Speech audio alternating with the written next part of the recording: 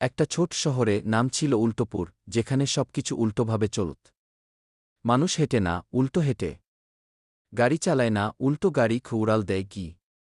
আর সবচেয়ে মজার ব্যাপার, এখানকার মানুষরা সবসময় হাসতে হাসতে কথা বলে। একদিন শহরে নতুন ছেলে টম আসে।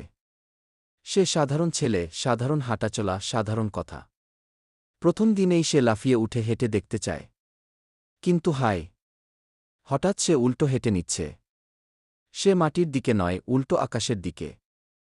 টম ভীত হয়ে চিৎকার করে, এটা কি অবস্থা? সরাসরি তার পাশে হাস্যোজ্জ্বল বৃদ্ধ মিস্টার টিকটক এসে বলে, ওহ, তুমি তো নতুন। এখানে সবকিছু উল্টো। যদি হাসো না, তোমার পা হঠাৎ উল্টো হবে। টম খুব মজা পায়, তাই সে হাসতে শুরু করে। কিন্তু হায়, হাসতে হাসতে সে হঠাৎ উল্টো শহরের মেয়েদের সঙ্গে চা খাচ্ছে।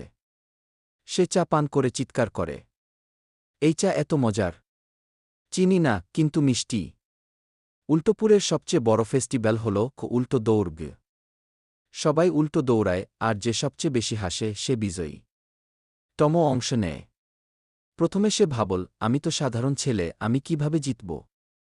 কিন্তু যখন সে হাসতে হাসতে দৌড়ায়, হঠাৎ সে উল্টোপুরের চ্যাম্পিয়ন হয়ে যায়। সব মানুষ তার দিকে তাকিয়ে বলল, টম, তুমি আমাদের হাসির হিরো।